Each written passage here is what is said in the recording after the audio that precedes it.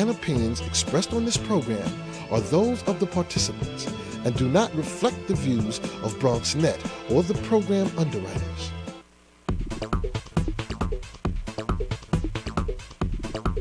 BronxNet.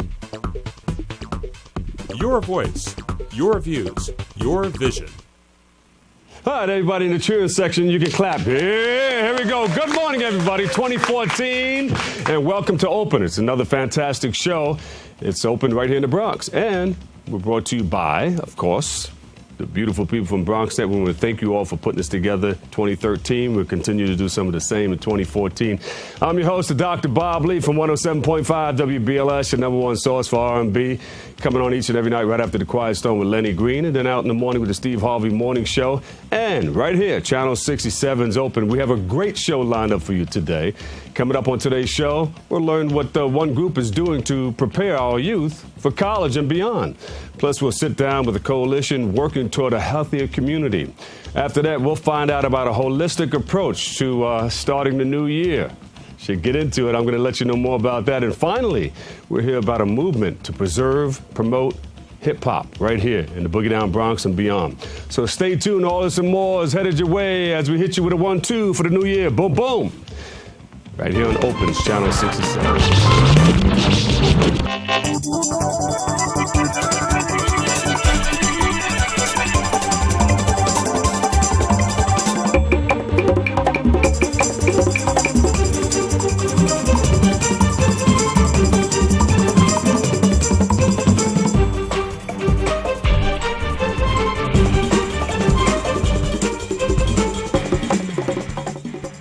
Hello, everybody. I'm your host, Dr. Bob Lee, and today is Monday, January 6th. Boom, brand new into the new year. It's a new beginning, 2014, and you're watching Open, the only live interactive program that brings the Bronx right here to New York City straight to your TV set. We got a great show lined up for you today, but first, let's check in with our DJ, Vince Bracey, the resident DJ, bringing in the new year. You did it kind of on the down low, right? Uh-oh. A little bit on the down low. Happy New Year, Dr. Bob. You heard that, Mel? He did it on the down low. So you were chilling for the new year. What did you do? I was definitely chilling. Got to spend some time with my family. Watch one of my idols, the great Ryan Seacrest. Ring in the new year. It's a lot of fun. How about this crazy weather? I mean, man. It's going from hot to cold to hot. Cold. What did you say we were having? A solar vortex? Solar vortex. Is that what it's called? That means you got a big storm in the South Pole or North Pole, one of the poles, and then it throws heavy air and cold, chilling temperatures out all over the country. Wow. So, for instance, it's going to go up to about 55 degrees today. Okay. And then tomorrow you're going to feel like minus 10.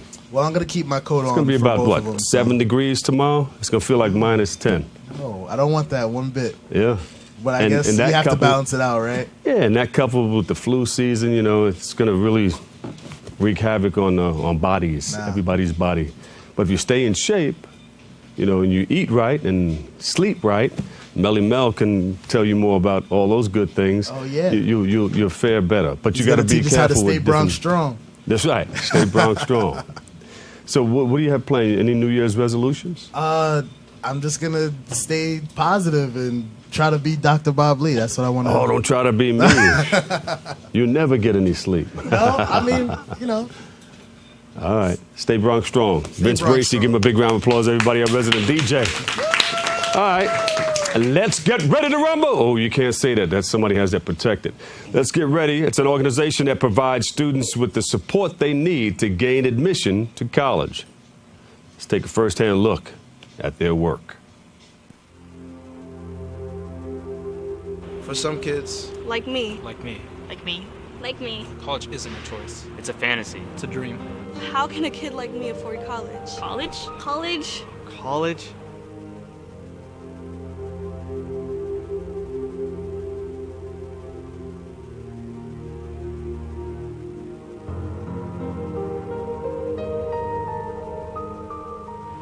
Why not?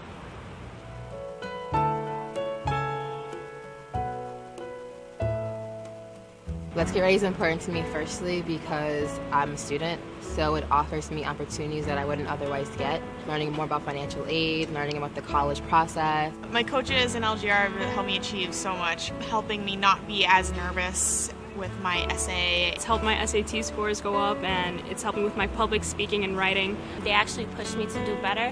They motivated me each time that I thought I wasn't going to do well. Let's Get Ready helped me go to college. Now I'm helping to send more kids to college.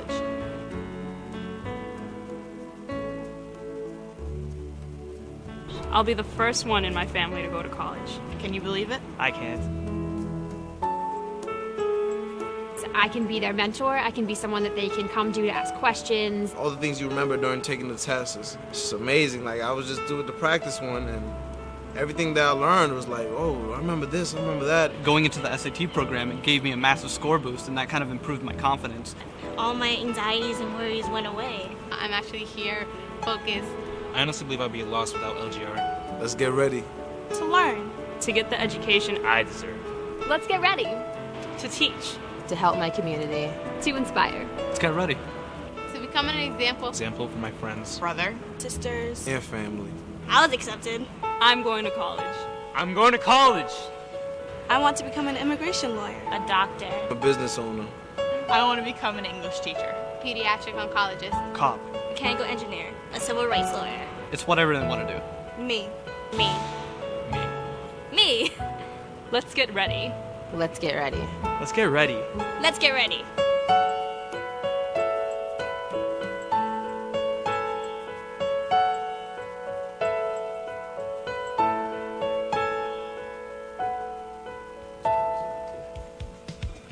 Welcome back, everybody. Joining us now to share more about Let's Get Ready, not to rumble, but Let's Get Ready, is their upcoming workshop program manager, Nora Walsh DeVries.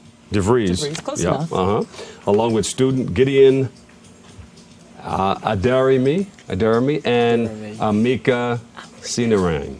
Haha, got you. And they're right here today, and they're going to tell us about this wonderful program that they're working on. Now, first of all, Let's Get Ready provides low-income high school students with SAT preparation. That's just one of the programs, right? Tell us about that. So we run free SAT prep and college mentoring and college application assistance, and we train college students to be the volunteers to do all of the teaching and run these classes. And so students get to work 5 to 1 with a volunteer. And it's a really great organization. And then afterwards, we have a lot of new programs to help students with what we're calling college success. So help them through college once they get there. So you don't a lot just of great things. drop them off at college and say, oh, that's it for you. Of course not. We don't drop them off at You're college. on your own now. No, so we you're with do, them every step of the way. Right. So we help them with the college application process, the SAT prep process. We have transition workshops for them. We have, we're going to talk about, I guess, more later, our financial aid workshop that's coming up this weekend, and things like that, And what part do you play? I was a previous student. I graduated in 2010. I had a program in the summer 2010, of course. And I had my section at Helston College, and now I'm at NYU. So I'm a previous student, alumni, basically. So I just come and can help out wherever possible. You have an English accent. Yeah, I'm actually from Nigeria. Yeah, from by way of England, right? No, I'm not. Yeah. Well, welcome. Thank you. And you? I participated in the program in the summer of 2011. And now I'm currently a sophomore at Hamilton College. Yeah, beautiful. So you guys are coming back to lend a helping hand to the program, right? Absolutely.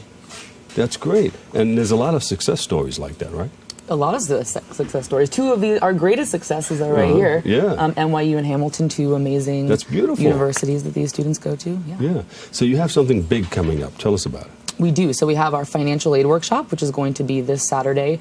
And we help the students fill out the FAFSA form as well as the New York State TAP, so the Tuition Assistance Program. Because we all know if you filled out the FAFSA form, it's not an easy thing to do. So we want to make sure that our students, do it and do it right. So it's open to all of our students who participate in the program who are going to college, as well as students like these wonderful alumni who are already in college. But as we know, we got to fill out that FAFSA every year.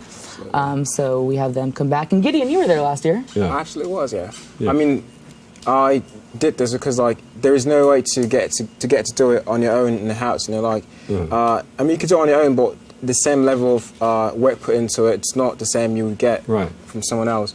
So it was actually quite helpful. Yeah. So Gideon and Amrika, now tell us, you were like in the dark a little bit, you know, because you were getting ready to go to school. There are a lot of people watching who want to get back into the classroom, go to school, go to college. How do you get that financial aid? People, how do I pay for this? You were in the dark in the beginning, but then you got the help that you needed, right? Explain it to some of the people that are watching, some steps necessary that they need to take in order to get involved. Financially. Yeah. Well, I mean, as we all know, college is really expensive, and it is something that is necessary. So before I didn't know about the FAFSA, I always knew that I wanted to go to college, but I always knew it was going to be too expensive for my family to afford. And then when I did Let's Get Ready, I learned about the FAFSA, I learned about the college process, and it really opened my mind into like what resources are available out there for me, and such as like grants and scholarships. So that really helped me out when applying to Hamilton. And you found out all about of course you want to know where all these scholarships coming from. How do I get this paid? Were you born here or you were born in Nigeria? 15 years were there. And then you said, I'm coming to America. To be with my parents. Your parents are here already? They are here. And then how did you find out how your parents knew how you were going to pay for it, or you had to find out on your own? I mean, they did help a little bit, but most of the work was done by me. I was on FAFSA.com. I was on scholarships.com. I went on different websites to get help. You did some research. I actually did, yeah. Because I came in 2010. I mean, I came in 2008, and I had to go to college in 2010. So it was a short time to get preparation for it. So it was a lot of self-research and all that. So who's eligible to get involved in these programs? So the students, you mean? Yeah. So, you know, anyone who is not going to be able to afford an SAT prep program on their own, which I would say nowadays is pretty much everybody, because as we know, those prep programs are, you know, $1,500, things like that. So we sort of target those kinds of students who wouldn't be able to afford a program without us. Yeah. Wow. So a lot of people come to you. Yes, a lot of people come to us. We have a great group of students in the Bronx. We're running a really big program there this semester at Fordham University. So, you know. Yeah. So you got this big workshop coming up. What shall we expect when we arrive?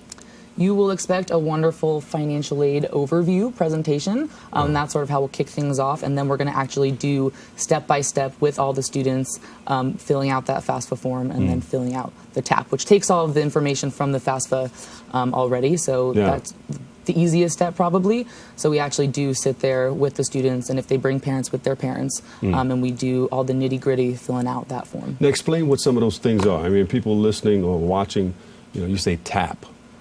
What is Tuition Assistance Program? It's the New York State Tuition Assistance Program. So TAP for short. TAP for short. It's a way easier thing to say. So, you know, you have to put in a lot of your parents' financial information, your own financial information, different things from your different tax forms. So it's complicated, it's nitty-gritty, So what do we have? Some of the assistance, TAP, and what are some of the other programs you can get involved in to get financial aid? Well, so you can get, you know, aid from universities, so institutional grants, things like that. You can get outside scholarships, which usually require, you know, some sort of essay or some sort of other application.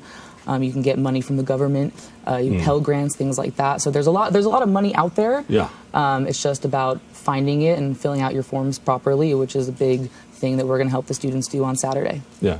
I know when I was in school, I was worried about how do I get a job? Am I going to get a job within my curriculum? Because a lot of people don't. But, you know, you go to school for it, and then, you know, you say, I expect to get this. Are you worried about that? Are you worried about getting it? I know I was, wow, I'm broke. I need to work now. I've been going to school all this time. Are you worried about it? I mean, after college, yeah, because I don't know especially how the market is. But one good thing about Let's Get Ready is the networking. And I mean, I participated in the program 2011, and till today, I'm still connected with a lot of people from Let's Get Ready. Yeah. So it also, you know, that after college thing, if you keep networking, and it stresses networking, which is very important when you leave college. Are you ready? For the workforce? The workforce? Well, he's a senior, I'm a senior right now, so So he better be. Yeah, I know you're thinking about that connection. Now, how am I going to make this money in the workforce? I know the feeling. So you not only worked them all the way through college, you're with them even help them get into the workforce also. We help them with whatever they need help with. So, I've had students send me resumes to look over, after they've been in the program, things like that. So we want to equip our students as best we can to, go to college, get through college, and even after college. What's the importance of having something like this in the Bronx and beyond? It's a really great support system for students, and I think that we all know that there's a lot of inequalities out there, and some students don't have the resources that other students have. So I think it's really important, what we're really trying to do here is make sure that students who don't have those resources have people like the wonderful coaches and site directors who, volunteer for our program to sort of help them, access all the resources that they can and have that support and that encouragement and guidance through the process that they wouldn't necessarily have otherwise. Are you guys going to work this event that's coming up? I'm going to be there. They're going to be there. They need to fill out their forms again for this year. Going to grad school. Oh, and she's going to grad school now. So. So you're going to stay in it. You're going to be a professional student for a little while. For a little while, 2 more years. Yeah. Nothing wrong with it. So give us the date, time, place, and all that stuff again. It is going to be this Saturday, which I believe is the 11th, from 11 to 4. And I think they said, I can't see what's on the screen right there. It's right there, 25 Broadway. So downtown in the financial district. What's going to happen there? It's so much stuff. It's going to be so fun. Like I said before, we're going to fill out the FAFSA. We're going to do a financial aid overview, fill out the TAP, help students, answer any questions that students might have. Because there's a big workshop. It's a big workshop, everything all under one roof. Everything under one roof. Anything you need, we're there. So I'm pretty excited about it. It was a great time last year. Going to be pizza, so everyone loves pizza. Pizza party. Basically. It's basically just a pizza party. With lots of information. With lots fed of good food and good knowledge. And amazing people. There you go. There we go. All right, so tell everybody, come down, tell them your name and tell them what you want them to do. So my name is Nora Walsh-DeVries. I'm a program manager at Let's Get Ready, and I want you to come to our FAFSA workshop this Saturday. You do the same? My name is Gideon Abdurrahmi, and do come to the workshop and come get help. My name is Amrika Sinran, and do come to the workshop. All right, let's get ready. Give them a big round of applause, everybody. I'm going to take a quick break right here, but coming up, we'll hear about a movement to preserve hip-hop. Stay tuned. You don't want to miss this. Next.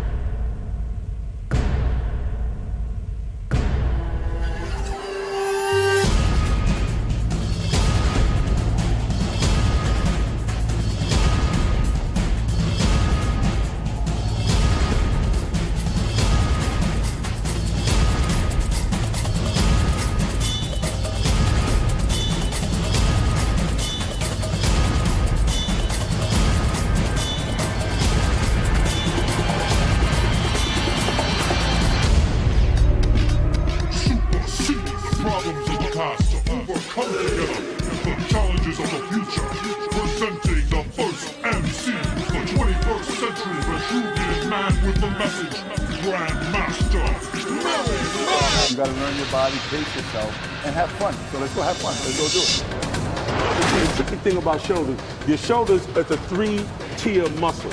You have your front delts, you have your rear delts, and you have your mid delts.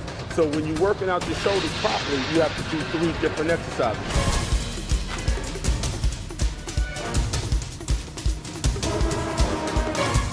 It's wonderful being able to compete with a lot of these young guys from all over the world. It's important to stay in shape.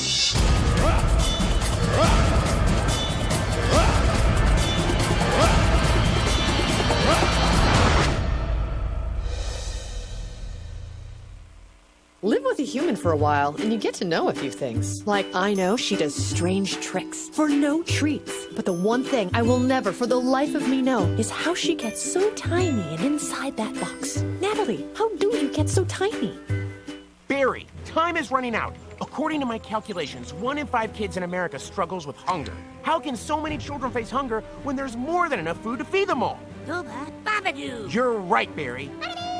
We can help solve hunger by teaming up with Feeding America to get food to hungry kids in communities across the country. Help Flint and the Feeding America network of food banks get food to the people who need it in your community. Find your local Feeding America food bank at feedingamerica.org/hunger. Together, we're Feeding America. Hi, this is Jeff Fox for 107.5 WBLS. And when I get off the radio, I check out my man, the Dr. Bob Lee. It's open. on BronxNet. I never miss it.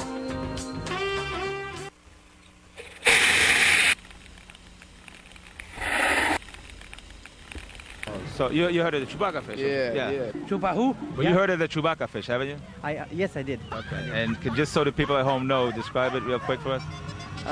Describe what? A fish that flies out of the water like almost like a rocket. It goes like 12 feet in the air, and then what happens is it comes back down before it hits the water. It like flies into people's neck and like starts biting you in the neck and in the face. Well, I'll tell you one thing. If it's out there, I'm gonna catch it on camera because I've been out here with my camera for years. You know how the Chewbacca fish works? What happens is it shoots it like rockets out of the water like 5 feet in the air, and then as it jumps, and then what happens like 5 feet in the air, comes down, right before it hits the water, like it does a one of these moves and flies into your neck and starts like biting you and stuff. Nah. They don't have the fish like that out here, do they? Yeah, it's the Chewbacca fish. That's what they have it out here in the Bronx. Yeah. Oh my God. And then what happens is right before it comes and hits the water. Yeah, he tried to hit somebody. Exactly. Llegaron los caballos.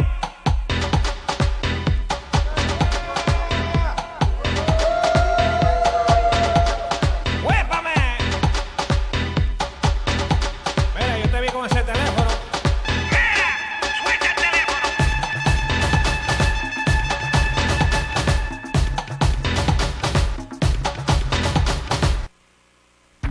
People think I'm trash, but they're wrong. Today I'm just an aluminum can, but one day I could be a stadium.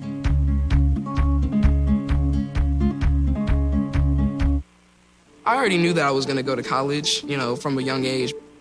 I definitely want to major in political science. After that, I'm going to get my law degree. Then I'm going to come back to Detroit, boost the economy, become the mayor or something, try to make the situation better for other people. I feel like I owe it to the city. I'm determined. It's gonna happen. My name is Justin, and I am your dividend. And welcome back to Open, everybody. I'm your host, Dr. Bob Lee. Windows of Hip Hop works to promote, preserve the positive aspects of hip hop. And joining us now to share more about the organization and their projects are hip hop pioneers. Yep, Melly Mel's in the house. Give him a big round of applause. Grandmaster Kaz is in the house. Kaz Brown. And Paul LaSalle. Give him a big round of applause, everybody. Keep it going, keep it going, keep it going. Here we go, here we go. And they got the Hip Hop Consulting Committee all together. How did you guys start this thing? There's been a lot of talk about putting something together like a museum and all that. They tried to put something together in Harlem. Well, me personally, I've been approached for years, over the last 10 years, numerous times, different people trying to start a museum or do a museum. I'm always intent to find out what your agenda is. How does the community benefit from this project? Is this something that you just want the pioneers of hip hop to just donate all their stuff to, and then we got to come visit it? Or or will it be something for the community? Will jobs be involved? Will it be something that's going to protect and preserve the culture? That's what I'm personally more interested in. So, the people who are putting it together involved, do they come from hip hop? Well, a lot of them don't. Are they hip hop? A lot of them don't, and a lot of the people that I've encountered, don't, or their agenda doesn't, coincide with hip hop's agenda. So I really can't support those efforts. Mel, I'm sure, has been approached by many other people as well. He brought me into this situation, so he could tell you a little more. Yeah, and I think this was something that actually was brought about by Melissa LeBron, the great. Give Melissa a hand. And really, it was grassroots people, from the Bronx, and being that we're from the Bronx, and she got in touch with us, and we thought it was a beautiful idea, and we pulled our resources in together, and now I was putting a lot of elbow grease, and we've been getting a lot of headway as far as getting the name out there, Windows of Hip Hop, and preserving the positive side, because so much of hip hop nowadays is so overtly negative. I think something like this is actually needed. Because hip hop it did so much for us, and it did so much for people that they forget what the original concept of hip hop and the original meaning of why hip hop came here. They just think it's about money. Not necessarily about money. I mean, if you got a good product, you're going to make money. But it definitely is about, you know, the peace, love, unity, having fun, you know, moving forward, you know, just creativity, expressing yourself. All those things is, you know, kind of forgotten about. So Windows of Hip Hop is going to go a long way to bringing those things back into the forefront. So it will make the connection between hip hop of yesterday and hip hop of today. Right. What do you think that difference is? And what's missing? I think we're just trying to give a broader overview of hip hop. I mean, I personally, you know, I do hip hop tours here in the city for over 12 years, and I got people from all over the world coming here, getting on the bus with me and expecting to learn about hip hop. And a lot of their vision or what they think hip hop is has been, you know, negatively diluted by, you know, what's happening right now. And I feel that if you know the core of this, what we intended it to be in the first place, why we did this and why it came about, I think you'd have a better respect for it, for the culture as a whole. Not just the music, but the dance, the art, and the spoken word. All over the world. All over the world, I'll tell you, when I was in college, we did this project, and this Chinese lady got up there, and she played a beat. She said, "This is part of my project," and it was about culture all over the world. And this beat was playing, everybody was whopping their necks in the classroom. And then all of a sudden, the guy came in and started rapping. But he was rapping in Chinese. I said, oh, this thing has moved all over the world. Oh, yeah. Right. It's not just here in the Bronx and, you know, in the U.S. It's all over the world It's now. a multicultural world phenomenon, okay, that it kind of rivals the internet as far as its influence on the planet in the last 40 years. There's really been nothing that big that's been going on consistently this long. You take all those factors into consideration and quantify them and put them all together, it's only right that a actual edifice be constructed, and it has to be in the Bronx. Has to be in the Bronx. Has to be right here. Has to be in the Bronx. And this is where it all started right here. Absolutely. Is Sal involved in this? Because a lot of people stop by Sal's place, The Fever. Well, at some point, we're going to pull everybody in together. So actually, we're just starting to get it off the ground. But, you know, Sal is definitely going to be an integral part, you know, being that he was the brainchild of The Fever. And that was actually, you know, for a lot of years, that was the home of hip-hop. You know, that was, you know, that was our place. So, you know, now we're just going to get a bigger place. We might could have a Disco Fever in the Windows. Okay. Big. You know, that would be, you know, it's a great movement, you know. I'll contribute one of the posters. Okay, man. Windows of Hip Hop. Windows of Hip Hop is not just talking about a building. Okay, we're talking about a campus. Okay, a campus, a higher learning through hip hop. Okay. Why not? Exactly. Why not? Exactly. I mean, we got a big, beautiful, big skating rink coming to the Bronx, you know what I mean? Like, the Armory's going to turn into 55 skating rinks. So, I mean, the Bronx deserves to have these kind of entities in it, you know what I mean? We've tried to increase tourism to the Bronx in the last 12 years, bring people up to where the birthplace of hip-hop. Okay, this is hip-hop, and it started right here. We need to have an institution here in the Bronx. And I'm sure it'll be so big because people will come from all over the world with those tours, and that tour bus will stop right there. Exactly. And that's just one thing. But people come to New York for all kind of different things. Why not have a place for them to come to study hip hop? People come to stop at Sylvia's uptown. Oh yeah, they come to eat. Come to Yankee Stadium, come to Yankee games, Broadway shows, and all that. Have hip hop foods. This will just be another entity. Restaurant. Oh, come on, we'll have a theme restaurant inside there. You get an Africa Bambaataa salad if you want. You know, there you go. Burger. You know what I mean, or something like that. All kinds of protein shake. No, but you know, but see, it's time, and I think it's high time that hip hop is to be respected. You know, just like our cat said, for what it was meant to be, and this was something that enriched our lives. You know, I mean, I don't know where I would be without hip hop, and I think it should be, you know, the people, and as well as the people that did hip hop, but the people that listen to hip hop for all these years, they deserve more than just seeing hip hop as something that, you know, some guys off the street and then, you know, they do music and, you know, they can walk around and look like drug dealers and buy it's bigger than that, you know, and it means more than that. It means more than that to me, you know what I mean? Even if we would still be doing it even if we didn't make money, because it was bigger than the money. It was the, you know, the cause. It was what we was doing. It was, you know, our calling, you know what I mean? And Windows of Hip Hop, we're going to put it back together to bring hip hop on that higher level, like a more mature, higher level of music and culture. Right. Do you think people get confused when they see videos and you see stacks of cash and guns and jewelry and all this stuff? And I think, of course, it has an impact, and I think that oftentimes the greater society, greater population, people look at that and don't believe or don't appreciate just how big that impact is. And I think that the gentleman agreed with me that, you know, we're not trying to replace with the music, because art is art. And for us to dictate what is and what isn't, that's not what we're here for. We just want to open up the eyes to the young, to the not so young, to that there is a different voice out there that needs to be heard. I think something that really is profound to me that Cash shared with me was that, you know, the music business is a commercial business. It's business. They have an objective, a needs, aims that are different perhaps from our own, whereas we're more concerned with the dissemination of art and the spreading of that love, peace, unity.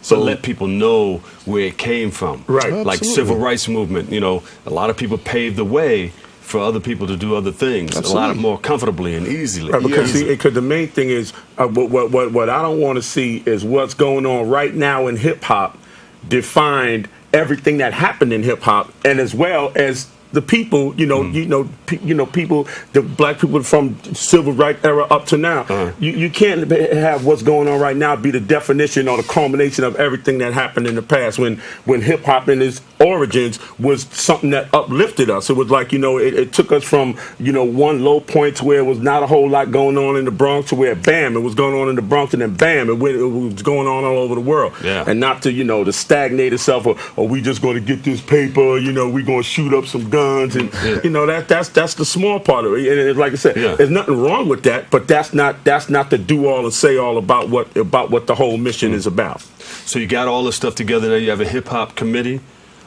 consulting committee. Absolutely, tell us about that. Definitely.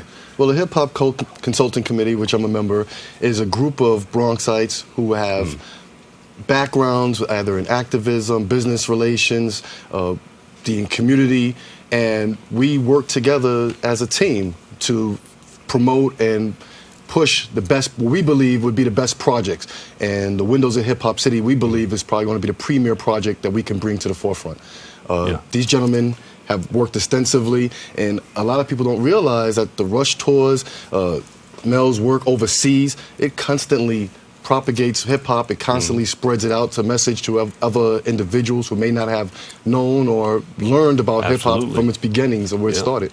Yeah, and a lot of people, they can Google these gentlemen and just stay on there. If you start at 12 o'clock midnight, you may find yourself 5, 6 o'clock in the morning still in it. Absolutely. I tell people, you don't know me, Google me and get you a cup of coffee, because you're going to be there for a while. So the fact that they're willing to lend their time to this project, their interest to this project, and give their credentials to this project, we think is big. So you guys are going to be professors, or you professors already, because you got this hip-hop campus getting ready to kick off. Well, I was about to segue into that. I mean, really, what Mel touched on as far as, hip-hop has grown-ups in it now, as far as the grandparents now, you know what I mean, like it or not, we're grandparents and stuff now, and it's time to move to the next level of hip-hop. We're not so much intent on doing it physically, but teaching, you know what I mean, the next generation, and teaching, because teaching is the next level. You know what I mean? In anybody's life. I mean, as a parent, you become a teacher, a grandparent, you into another level. So it's about us delivering the culture, giving it back to people so they can take it, disseminate it, and do what they, put themselves into it. So there will be professors, because hip hop is being taught in institutions, in colleges all over the country. I mean, Cornell University has a large, I think the largest hip hop collection in the United States right now. So hip hop is definitely being academically, you know what I mean, disseminated around the country. Yeah. So who better to be the professors of hip hop than the actual professors of hip hop? You should put that title on, bam, put a stamp, boom, the professors. well, I know Professors of hip hop. Van Bada has been, he's an adjunct professor at Cornell. I mean, they, you know, and it's just a matter of time before, you know, myself, Melly Mel, people like that, you know what I mean, Sha Rock, and just, you know, the forefathers and mothers of this culture. I mean, that keep, you know, putting it out there, you know. Ideas to preserve and promote. There you go. Real fast, what are your roles in this organization right now? Well, basically spokesmen, you know, figureheads, you know, we're part of the board. And you know, we just like every project you have to have the face of the project, the voice of the project, and that's where we actually come in. The actual promoting, you know what I mean? So it's going to be very extensive and many roles, multifaceted, and it's just a great project. It's something that I'm really proud and honored to be a part of. I'm a board member as well, and like Mel said, we're like the spokespeople. We're the face of Windows of Hip Hop. Anytime you try to, you know, get people's attention, you got to go get the people who to somewhat have that kind of notoriety that they can sit. And you need somebody that can articulate what's going on to people. Okay, there's a lot of people that have been a part of this culture, but see, a lot of people think that people involved in hip hop can't speak well or represent well. Exactly, and just get on the microphone and, you know, part of the growing process 16 in hip-hop. or whatever.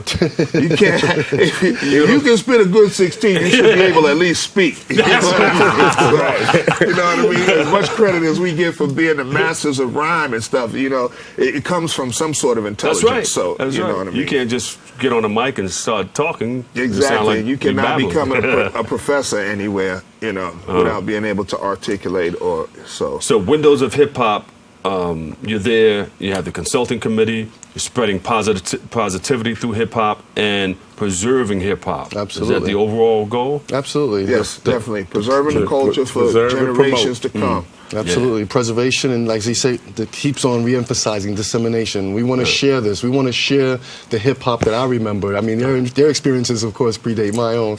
I'm the Chief Development Officer for Windows of Hip Hop, and my focus is on growing our work. And I remember when I first heard the music, it changed my life, you know. This whole thing is young and old because, you know, we get a lot of the social media. You get people that text and say, you know, I'm 65 and I love hip-hop. And Absolutely. All that. We have a lot of hip-hop. Exactly. The weekend is filled with hip-hop shows on BLS and all that. Absolutely. And we get a chance to see everything that comes through on social media. So hip-hop goes from young all the way up to, I mean, it just spans across the generations right now. Hip-hop's all grown up now, and what these gentlemen bring to the table, they're extremely modest. What they bring to the table is years of wisdom. I mean, years of knowledge and understanding about what this game is and this practice. Give them a big round of applause, everybody. Windows of Hip Hop. Grandmaster Melly Mel, hip hop pioneer. Paul LaSalle, give him a big round of applause. Grandmaster Kaz Brown, yes indeed. And y'all look out for my hip hop show, Grandmaster Fitness, that's coming up on Bronx. That we're gonna resolve our resolutions and stay in shape and stay Bronx strong, baby. Bronx I was just strong, going to Bronx ask you about that. When is that show coming on? It's gonna come on. You know, we talking about. He's gonna put that's the next show that's coming up, and me and Ruben Diaz Jr. is working out, so he whipped me into shape. And I saw that somewhere. I saw a picture of you guys working out. Like us on we trying to put a fitness who whipped program you into together shape? also. I'll give it to him. I'll give it to him. And look out for Melly Mel's hip hop food, or we're gonna call it something. The hip hop protein show. There you go. There it is. Hip-hop Like us on protein Facebook. Follow us on Twitter. Check us out on WOHH.org. And on that note, I got a new baking soda coming out. That's funny, dude. A new pork rind. Pork skins, pork rind. We're going to take a quick break right here. But when we return, we'll find out about one group and what they're doing in our community to keep everybody healthy. Coming up next right here on Bronx Net. A single ember from a wildfire can travel over a mile. That ember can ignite and destroy your home or community. You can't control where that ember will land. Only what happens before it does. Visit fireadapted.org to learn how you can help protect your community from wildfires. Look at me. Hey. Raymond, look at mommy. Maybe the light hurts his eyes. Maybe she's just not hungry. Maybe he can't hear us. Maybe we're not stimulating him enough. Maybe it's a phase.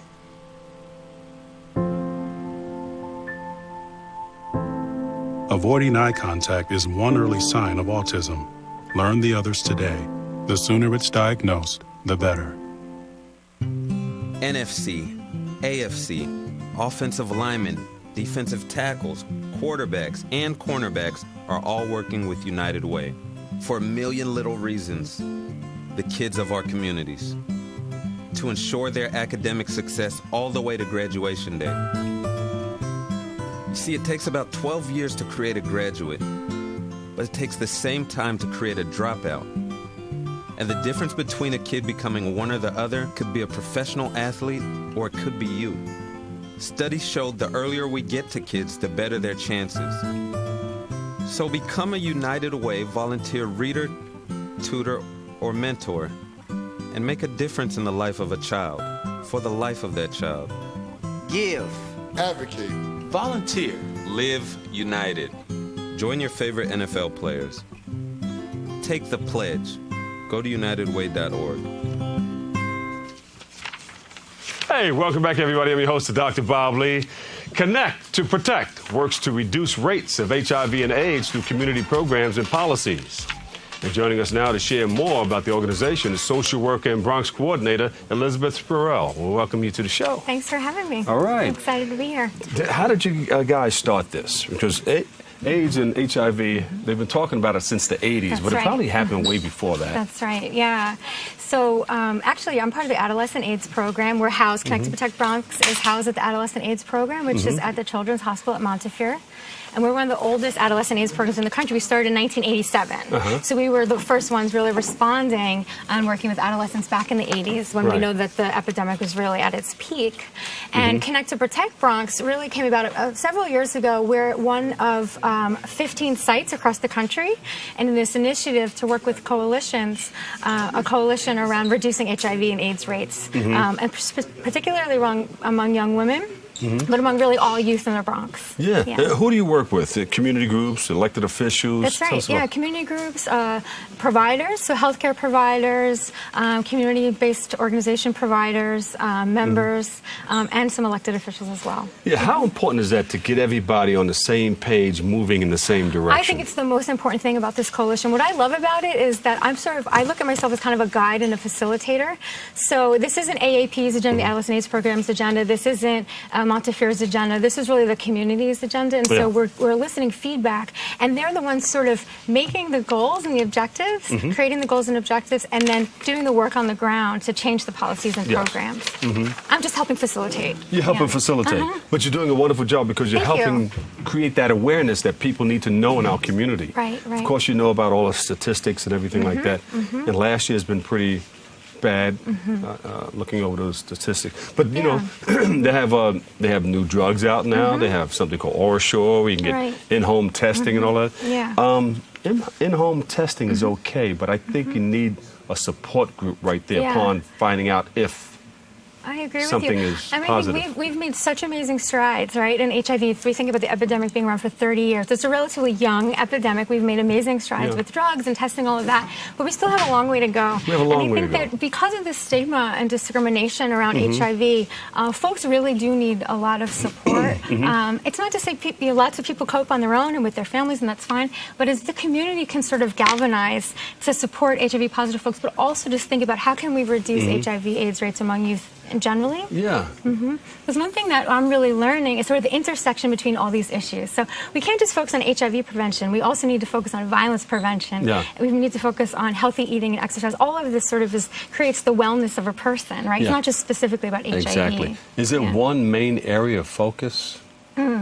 It's a really great question. So one thing that the coalition's been working on for the past year or so is looking at schools and how can we really get into schools to sort of augment and bump up our comprehensive sex education and to help teachers and school personnel really be able to work with students around accessing services and testing. When do you begin to teach sex education in schools? Because a lot of parents are uncomfortable with that. You know, they want to be the ones to teach their child, but sometimes that doesn't happen. That's a really good question. So then should the school step in and teach kids sex education? Yeah, that's a really good question. I think there actually is a New York City mandate now requiring middle schools and high schools to provide some sort of comprehensive sex ed starting in middle school. So do they look at where people are starting to have sex to try to...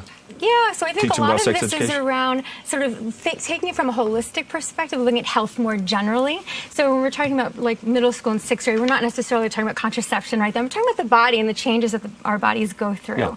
And along with this is sort of this idea of healthy relationships, you know, and sort of teaching kids about how do we reduce bullying, how do we enhance respect and communication among friends and among partners. Because kids around that age think they're invincible. Nothing can hurt them. Nothing can harm them. That's right. And I guess it's a wonderful thing and also a dangerous thing about adolescence. Yeah, right? yeah. It's, I call it the dark ages. You go in and hopefully, you know, with the great foundation that your parents or teachers or people in your circles give you, the adults in your circles give you, you can come out of it on top. Right. In And a that's one positive thing light. that the coalition is really focusing on nationally and then of course locally is this idea of having youth voices be heard, not just sort of tokenism with young people involved in this coalition, but really having them take on leadership positions because it can feel like the dark ages, right, or teenage and adolescent years, but we know that they have a lot of insight and a lot of energy and a lot of great ideas to offer us. So that's one of our goals for this year. What's the importance of having this in the Bronx and beyond? Well, I think, unfortunately, the Bronx is one of sort of the hotspots for the epidemic in this country, particularly the South Bronx, and especially among young gay African-American and Latino men. So we know that this is a hard-hit area, so it's really important for the Bronx to sort of mobilize, and the Bronx has such a rich history of mobilization around so many different topics and issues, so it's a really ripe spot, I think, for taking on this issue.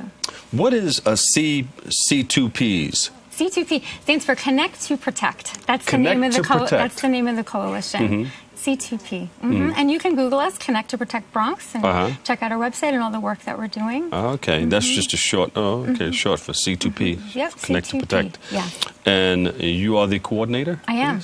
I am. I'm a social worker, trained as a social worker, and I've been doing some clinical work actually for the past more than 2 years at the Adolescent AIDS Program. You know, working with patients and families, and more recently moved into this community role as the Connect to Protect coordinator. So do you urge people to come in to get tested? Absolutely. Yes, we do not only do we serve HIV positive young people, but we serve all youth, particularly around testing. And we're really excited because we're going to be providing comprehensive care and psychosocial support to HIV negative youth who identify as LGBTQ, and that's coming up this year. So we're really expanding our services. So if folks want to come for testing, they can check us out, adolescentaids.org. They can call. I don't know if they're putting a number on the screen for the call and make appointments. So, but then it's a location where people can go and get tested, and they have all the backup right there upon somebody finding out that they're HIV positive. Yeah, we work with a multidisciplinary team. So we have medical providers as well as social workers. I'm one of them. And if somebody does wind up engaging in care with us, they can see the medical provider, the social worker. We have great health educators, as well as a nutritionist and a psychiatrist. So it's really a wraparound program. And some people think that, I'm afraid to go get tested because I'm HIV positive. How am I going to tell my family? I'm going to be condemned in the community, and they're going to look down on me. But it's one of the biggest barriers, I think. Yeah, what should a person do and feel and expect? Because you're there if they become or they test positive. What happens from there? That's a great question. Yeah. So I think, what we do is we're a witness, we're able to provide that support right there for them and really work with them collaboratively about what makes the most sense for them. So we'll talk with them about what is the next, what's the next step? How do they engage in care? Who can they look to for supports? And if they feel like they don't have people in their life that can really support them, we can be that support for them until they feel ready to talk to people in their life about this. And we can help that process, facilitate that process. We know that people do better in all areas of health when they have support, you know. And so we're really working with them collaboratively every step of the way. And so they'll meet with a medical provider and talk about the disease and talk about options for medication, if that makes sense for them at that time. And should they continue having sex, or should they curtail? Yeah, I mean, I think that's a really personal decision, and there's lots of ways that people can protect themselves and their partners. And so, and this is part of a longer conversation that we're always having with young people around how to protect themselves, right? Yeah. And just to note, because we have this multidisciplinary team, they can really meet with social workers and to get some case management around issues like housing and financial support and those types of things as well. All righty. Beautiful. Thank you. Give us some information on where we can reach you. Sure. Yeah. So you can check us out on our website, www.adolescentaids.org or connecttoprotectbronx.org. You can call us at 718-882-0023. The social worker. Give her a big round of applause, everybody. Thank you. Elizabeth Spurrell, thank you. Thanks so much. C2P, the Bronx coordinator. Thank you so much. Thanks for having me. And thank you very much for all the things that you guys are doing in the community to create the awareness that, we need to do something about this situation that's been plaguing our community for many years. Thanks so much. Thank you. Take care. All right, we're going to take a short break, but when we return, we'll find out about a healing and wellness day right here in the Bronx. Stay tuned. We'll be right back.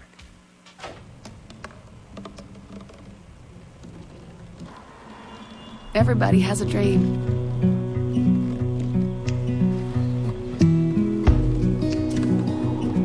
Mine was to see the ocean. And with a little help, I made it.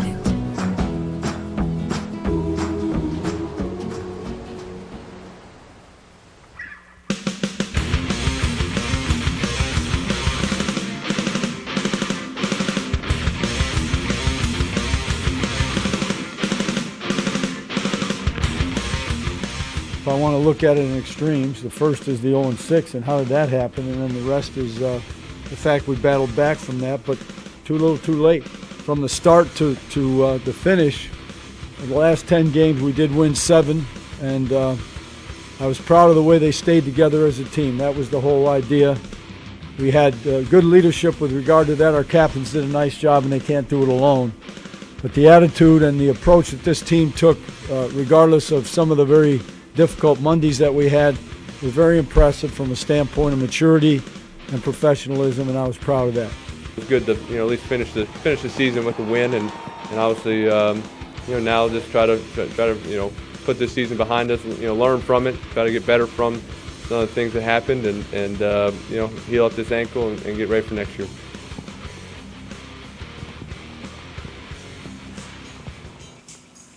On January 18th, a day of healing and wellness will take place at Sankofa Cafe.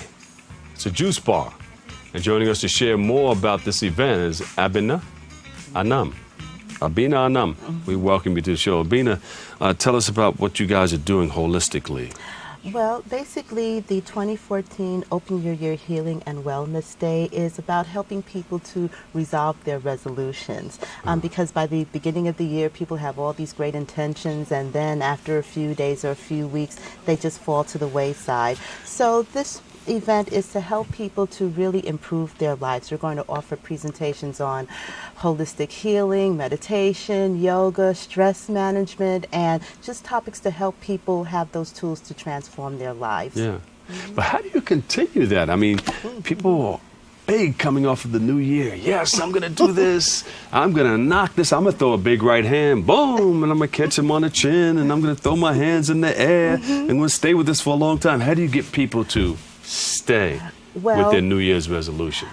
Well, the group support is important, and that's why this event is going to help to support people, because if they're there, there's someone next to them who came for the same reasons. So one of the things that I encourage at the event is for people to network with each other, to stay in touch with each other. We're also looking to form some support groups throughout the year to help people, to remind them, hey, remember you came and you wanted to make these improvements in your life. One of the presentations we're going to have is goal setting for 2014. So basically, it's like, okay, you're making a pledge that these are the changes that you want to make this year, so that by the end of the year and throughout the year, you can see your progress. Yeah. And another good thing is to put together a calendar. Print out a calendar if you can. And each time you do something, check it off. Absolutely. Check it off. Check it off. And and you'll be encouraged by seeing how many checks you got. Yes, and you say, Uh-oh, checks. Yes, you're getting paid for this. You're getting paid physically and mentally and psychologically, mind, body, and spirit, you know, so you make a check. I don't know, I'm trying to make a coalition, an association. That's also good too, also, because we're going to have many people there who are going to be offering support throughout the year. Yeah. The great thing about this event is that most of the practitioners are based in the Bronx. See, my whole intent and aim is to show that we don't have to go to Manhattan, we don't have to go to Brooklyn all the time, like, oh, I want a massage, you know, oh, I need to find about holistic healing or nutrition, oh, let me get on the train, and you don't have to leave the mainland. Everything that we need in terms of improving yourself is right here. There's meditation circles, there's different yoga centers, there's many places in the Bronx that we can go. So that's why I said I want to focus on the Bronx and focus on people on the Bronx. I've had many people say, is this really happening in the Bronx? Yes, it is. Yeah. There's the stigma that the Bronx has about, you know, such distressing health rates, health statistics. And it doesn't have to be like that because the resources are here. Yeah, yeah. So what can meditation do for people? Meditation can help you relax, for one thing, and help you just step away from the issues that you're facing at the moment and just kind of just get into yourself and just calm you down. Because you can be really angry or stressed out and you may just need a moment to just kind of step away from the situation. So I'm so glad that we have someone who's going to talk about the basics of meditation. Like, I don't know how to meditate, I'm angry all the time, and we're going to learn how to do that. We're going to learn how to manage the stress. Yeah, and you know, it gets down to the root of what's causing all of these problems that you may be experiencing. If you're angry all the time, let's get to the root of it. Exactly. If you know, I love doctors, you know, they take care of business in their own right, but you know, through holistic healing, you get down to the root of the problem. What's causing this? And let's try to tackle that. That's what I like about holistic healing. Well, what I believe also is your perspective, how you see things. One thing I would like for people to stop saying in this year is I'm broke. You know, stop affirming a situation that you don't want. If you say it, guess what? You're going to be broke. Yes. Because it's what you think a lot. Yes, you're going to see it in your life. You're going to keep seeing it. If you keep saying that you're broke, because you're not broken. Because you can look at many situations in your life where you didn't know where the money or the resources were going to come from, and then somehow you were able to get through the situation.